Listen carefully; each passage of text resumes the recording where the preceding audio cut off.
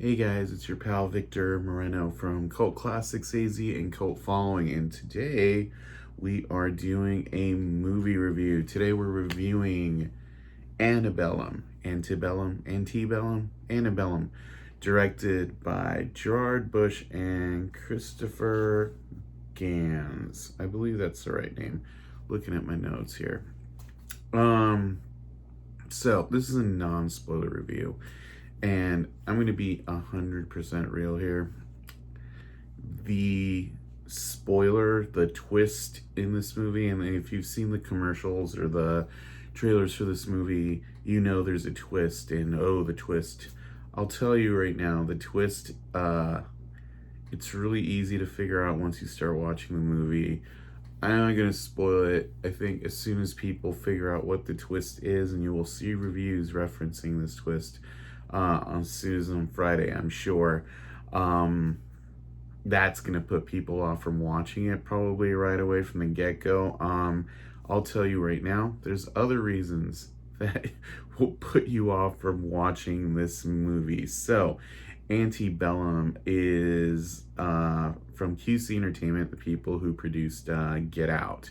And they've been riding the Get Out train on this hard. It stars Janelle Monae, Jack Houston from Boardwalk Empire, Jenna Malone from Donnie Darko and Sucker Punch, and pretty much every Zack Snyder movie. Who else is in this? Gabrielle Sidibe, Precious from the novel Push from Precious. She played Precious in the movie Precious, based on the novel Push by Sapphire, and she's also in American Horror Story Coven. She's an awesome actress. And yeah, so there's a lot of good talent involved in this movie. I'll say that from the get-go too. So when this movie starts, it follows, how to explain this? Okay. This movie has structural issues right from the get-go. So let me just put it right here. Narrative 1 follows a slave named Eden who is on a plantation, and she's trying to escape. This escape is foiled, and as a punishment, the other slave who is captured from the get-go is lynched and shot. And this whole thing happens in the first 2 minutes of the movie in this really beautifully filmed pan shot in slow motion. It gives us an overview of the situation, the plantation, the slaves working there, and Janelle Monae plays the slave Eden. And, as a result of her insurrection, the slave is killed, and she is branded and raped. And I'm telling you this right now because if you're sensitive to sexual violence and sadism, this isn't the movie for you. Trigger warning. And, just when it seems like there's no out for Eden, you hear like a cell phone, and then click. Now Janelle Monae is playing a PhD named Veronica Henley, who is doing like pitches and conferences to promote her book on empowerment called Shedding the Victim Persona. And along the way, she's doing like Skype interviews, and she's interviewed on Skype by this girl named Elizabeth, who's played by Jenna Malone, who does like the most foghorn leghorn southern accent ever, and it's like casual racism to the max. Like, oh, I saw you on the news, you were so articulate. That literally, it's that scenery chewy. So, puts a bad taste in her mouth. She goes off to this conference where we meet Gabrielle Sidibe's character, Dawn. And I'll tell you right now, the scenes with her character and this other friend they have in the movie are like the best scenes in the whole movie. Gabrielle Sidibe takes this like tiny little role, and like, you want to watch this version of Girls Trip instead of the movie you're watching. And yeah, we don't actually get that. And it sucks because, again, we spend a lot of time with, Henley and this character and her friend, and it's like you think this is gonna pay off somehow, and it's literally just filler.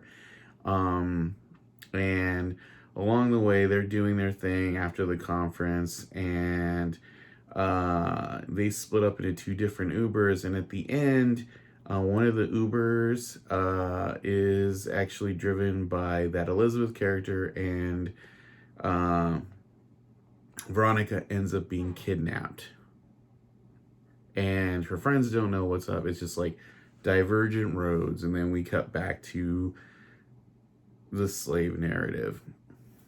Now, without telling you anything more, I think you can likely figure out what's going on. I mean, I can tell you the twist, but like, there's enough there that you can figure out, oh, you know what I'm saying? And I'll do a full-on spoiler review, but it's like only an idiot wouldn't get this thing, and it's one of those movies like Midsummer or whatever, any of those movies you've seen where like when you rewatch the movie, like, oh, now that you have context, you realize they've been spelling it out for you right from the beginning what the twist is. And it's just we're so clever. We're so clever. That's one of those things. And that idea of we're so clever is beating you over the head when you watch this fucking movie. And it's irritating because they spend so much time trying to be clever that they miss the entire point of making a movie, which is telling a story and creating characters. And every character in this movie has about this much depth, literally. Eden, all we know is, oh, she's a slave who's tried to escape, and now she's kind of skittish, and that's her whole character. I mean, if you look at Monae is Henley, her character is that she's a professor, a PhD who's written a book about using overcoming like historical prejudice and leading a path to revolution, and it's like that's what her book is about. How she became experienced in this, we never find out. And it's just one of those things like towards the end of the movie, I feel like you get little info dumps to like make up for the lack of character work through the whole movie. And it's kind of like a short movie, but it feels longer than it is because you're wasting a lot of time building up characters that don't really matter, and the characters that do matter, like, you really don't learn anything about them, and it's beyond fucking frustrating. When you're like, oh, there's this subplot, where's it going? And then I think one of the things that really irritates me, this movie has great cinematography. It's like shot beautifully, but the sound design and the sound editing in this movie is fucking awful. There's a bunch of characters who are only named once, and characters like mispronounce their names. I've watched this movie 3 times now, and the first time I watched this, I thought Eden's name was Aiden because one of the characters is pronouncing the name Aiden, and you never really get a reason why that is. It's just like, okay, we're just gonna mispronounce this name, and it's just gonna be like stupid. I don't know. There's a deeper reason I'm angry at this movie, and I'll get to it in a minute. It's easier to nitpick as I build up, but for the most part, when I'm talking about bad sound design, it's like there's at least 2 or 3 important things that are crucially important to the point of this movie that you cannot understand. People bitch about Tenet and be like, oh, I can't understand the dialogue. Well, that's a deliberate sound design issue. Here, it's muffled dialogue with bad dialect.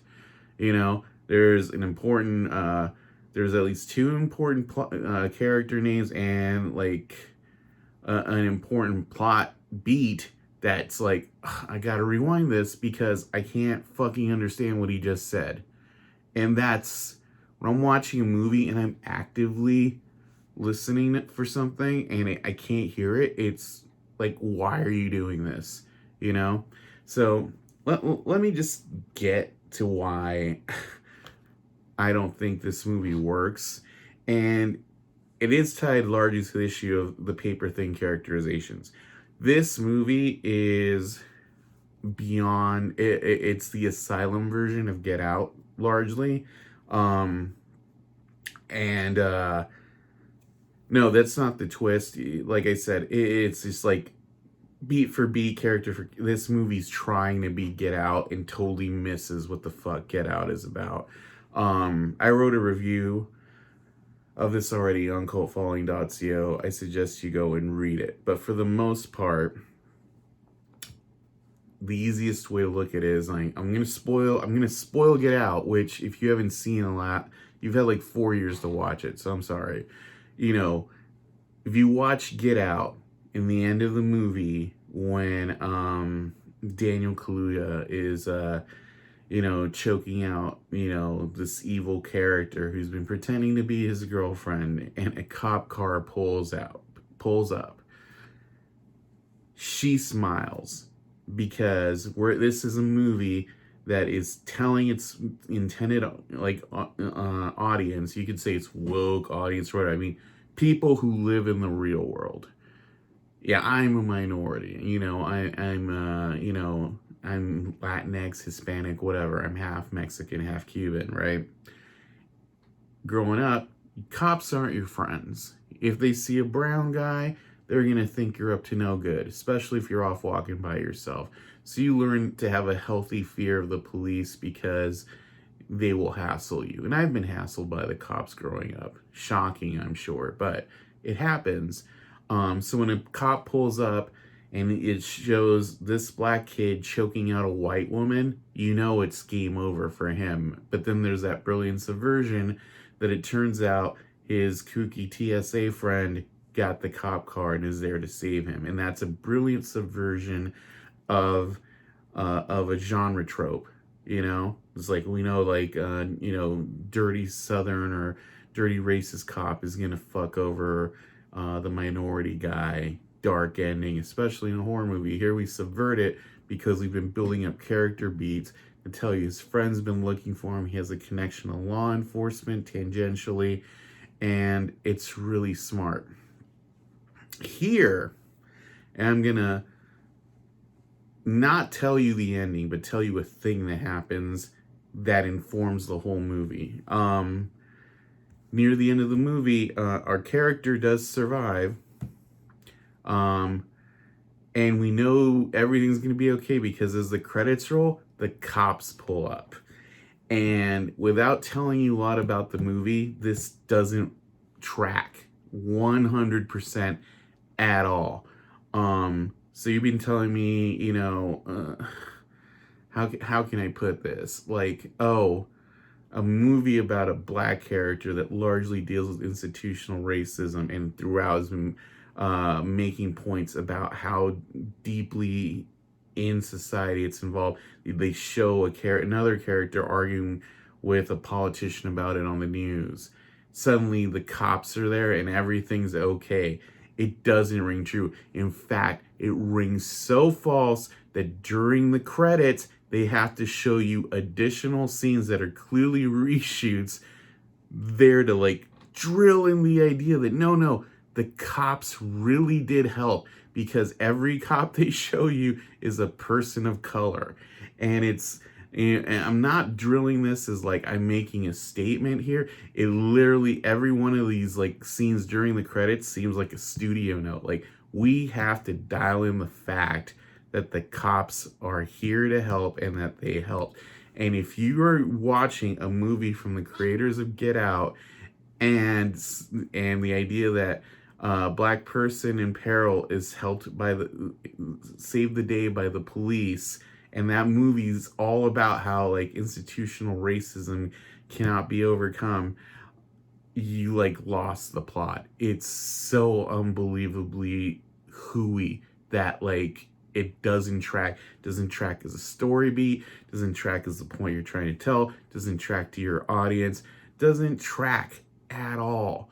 And this movie makes a big deal about the fact that Unresolved issues of the past can wreak havoc on your future. Okay, that is a beat that this movie drills into the ground. There's a quote at the beginning of the movie that says characters mouth this, and it's all about like empowerment. We've been drilled into submission, and then we have to rise up in revolution. And the way this movie decides to tell you about that is by showing you torture porn of black characters being branded, raped, murdered.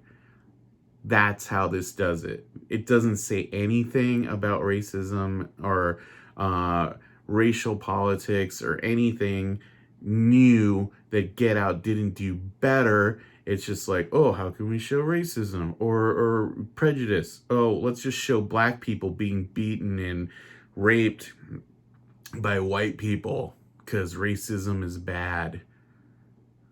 And, if you suffer enough, you're going to rise up and then you're going to be okay. And it's like,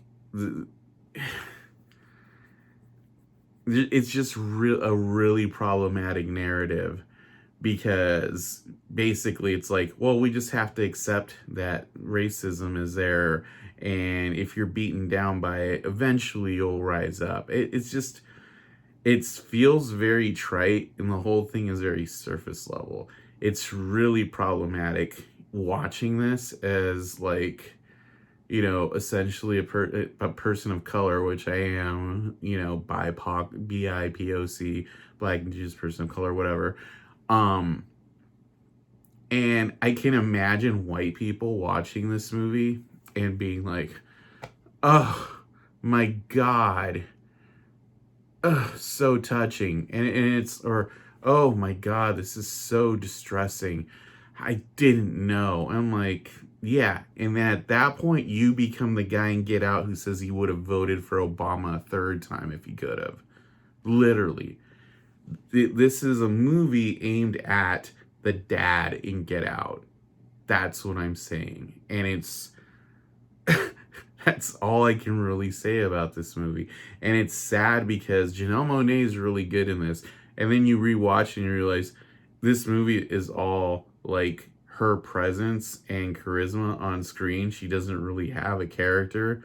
When she's Henley, she's just playing Janelle Monae, And then Gabrielle Sidibe is awesome, but she's just playing like herself. There's not much to her character. And there's a lot of character banter between them, but it has no payoff because these scenes with them are the only scenes with them in the movie. There's scenes with Veronica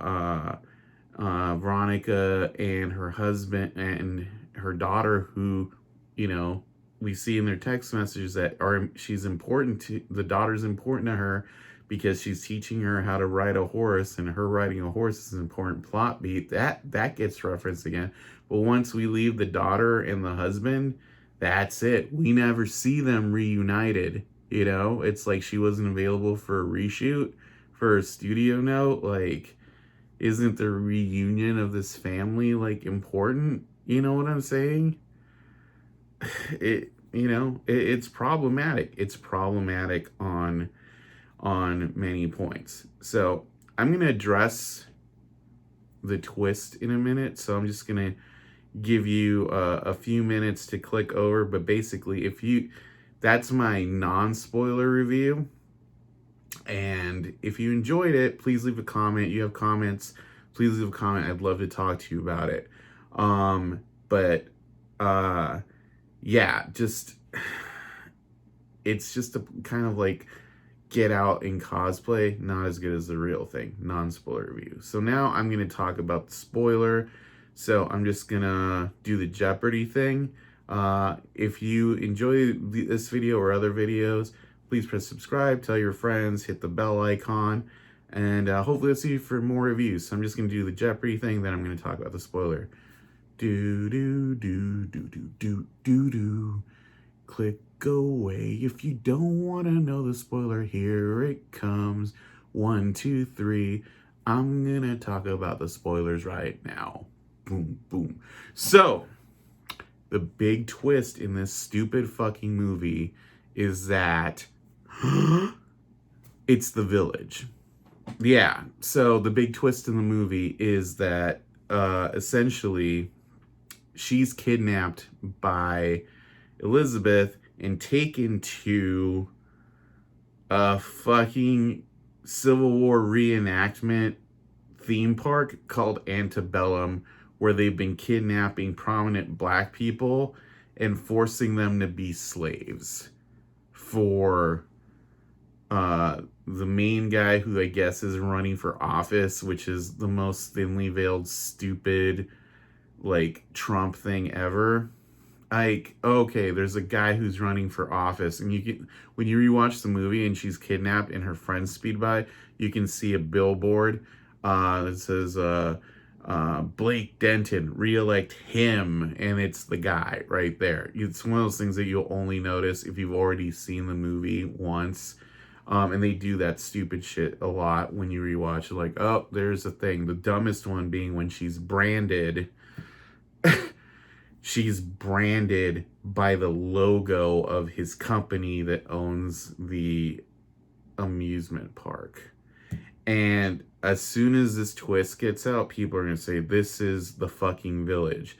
It essentially is the fucking village. And they had to be filmed in this time disrupted way. So people go, oh, it's the village. And if you don't know what I'm talking about, there's this M. Night Shyamalan movie from the early 2000s called The Village.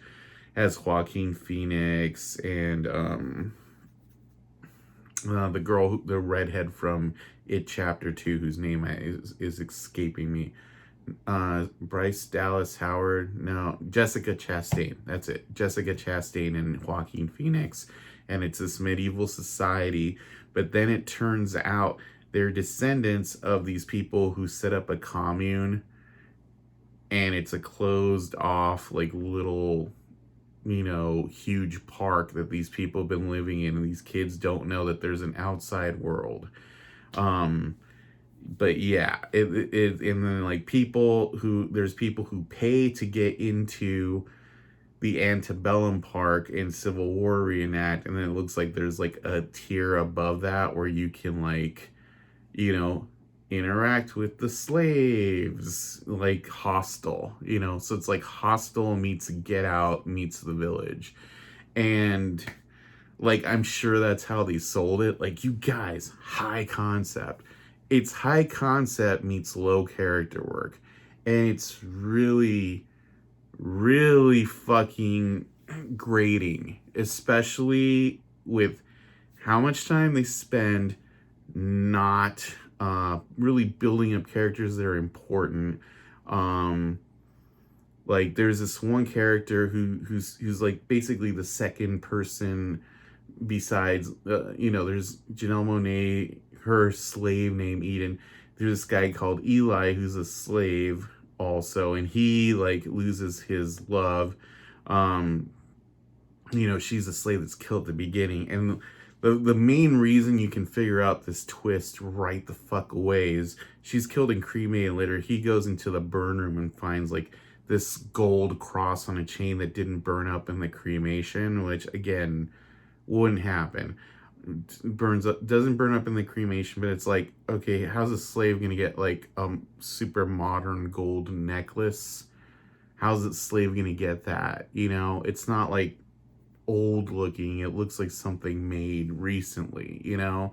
And then you notice the slaves are kind of, from the get-go, like, why are you distracting? They're all looking up. It's because later on they do that same shot and there's an airplane flying ahead, you know. And it's like, you don't have to not be paying attention. It's a surface level twist, but like all it does is try to like sell the twist versus do clever writing, and it's frustrating watching that, especially if you figure it out. And I'm one of those people who's very good at figuring out twists. You know, like when this twist hit, the second it happened, I was like, you know, with the first, when it switches over to her modern version, I was like, oh, it's the village. This happens first, and then that's all it was. Anyone can figure it out right away. I think you'd have to be stupid to not figure out the fucking twist of this movie. But yeah, I think that's one of the things. It's like these people who directed it, Gans and Bush, don't have anything to fucking say about race in America. So they're just riding on twists. It's like a J.J. Abrams kind of mystery. Like, we got an idea. We're going to do something with it. And then, fuck, nothing happens with it. It's just frustrating, you know?